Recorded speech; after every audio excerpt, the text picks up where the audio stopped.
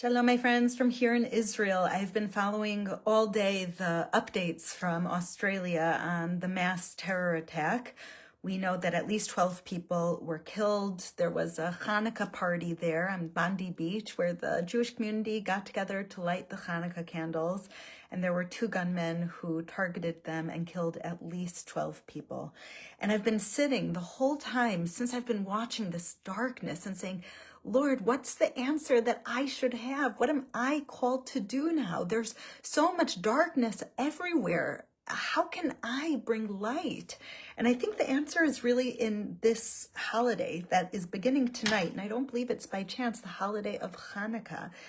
This attack took place when there were Jewish people lighting the Hanukkah menorah.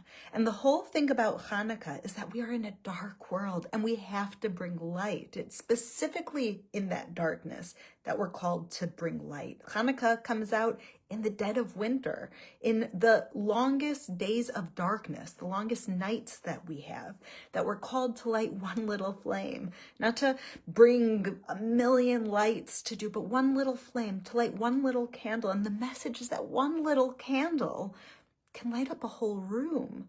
One little good action can light up the entire world.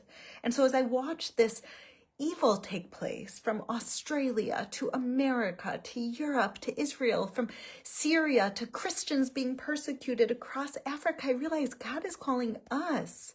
We can no longer say it's them, it's not me that's being targeted. We can't say it's just the Jews. We can't say it's just the Christians. It's us together who stand in these Judeo-Christian values that are being targeted because we stand for light. We are being targeted because we stand for life, a sanctity of life.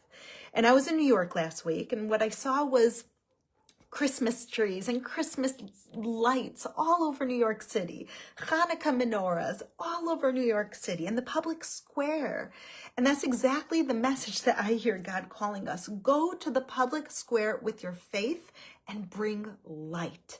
On Hanukkah, we don't light our Hanukkah menorahs inside of a room with no windows. We put our Hanukkah menorahs next to the window and we light them so that everyone can see. This is a house that believes in God and believes in bringing light. We light it even outside of our homes sometimes. The Christmas trees you see all over New York City, all over America, all over the malls and the airports. It's saying this is a land of faith. And what's faith? Bringing light. God is a God of love and light, and he sanctifies life. And so that's what I feel called to do right now. You know, I was here in Israel during the October 7th attacks, and every day since then, the International Fellowship of Christians and Jews has been providing aid. We've distributed over 6 million meals since October 7th. Every single day, we've been bringing Jewish people home from all 4 corners of the earth, from across Ukraine, from France, from South America, from places I can't even mention in the Arab world because it's so secretive. But the fellowship is both saving lives, but also listening to God's word, to feed the hungry, to clothe the naked, to shelter the poor. We've provided thousands of bomb shelters in children's schools. And that's the answer to this darkness. That's what it means to spread light. It means to light your Hanukkah menorah, to light your Christmas tree, and to take actions to back that up, to bring more light into the world. And so many people are saying, you know, the government didn't do enough. The government officials didn't take the threat seriously. The governments aren't fighting anti-Semitism. The governments aren't speaking up against these threats and taking real action. And the truth is, yeah, they're right. They're right. The people who are saying that about the governments are right. The governments are not doing enough to take anti-Semitism seriously. But is that a reason that we should cower with our anger and that we shouldn't do anything? Is it the right thing? Is God calling us just to point fingers and say who's not doing enough? Or is God calling us to act in the little ways we can? At the International Fellowship of Christians and Jews, we don't just point fingers. We don't just try to hold everyone accountable. We hold ourselves accountable. I am here on the ground in Israel. I represent millions of Christians who, through the fellowship and bringing food boxes and Meals on Wheels and placing bomb shelters, are saying we stand with Israel and the Jewish people. Every single person right now in this dark world can do something. And it's not standing behind our screen and our computers and self-righteous anger blaming everyone else. It's coming forward in love. to use that biblical word, my favorite biblical word, hineni.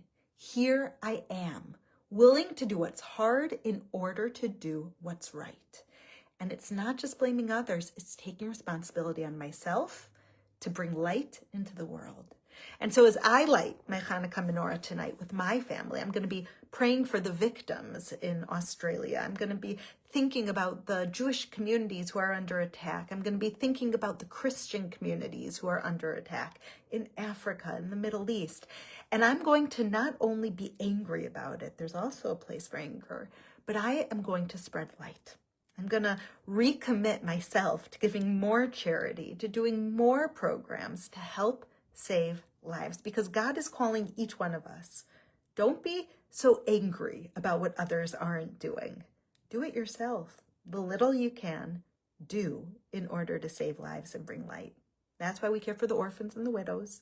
That's why we provide security across the world. The International Fellowship of Christians and Jews is providing security in Australia to that Jewish community. We are, wherever there are Jewish communities at risk, we are there providing security. We are bringing heat right now, in this moment, under rocket attacks to elderly Jewish Holocaust survivors inside of Ukraine. When there are rockets in Israel, we are placing bomb shelters and bringing food. We don't cower away when there's darkness. We stand up strong and we bring light.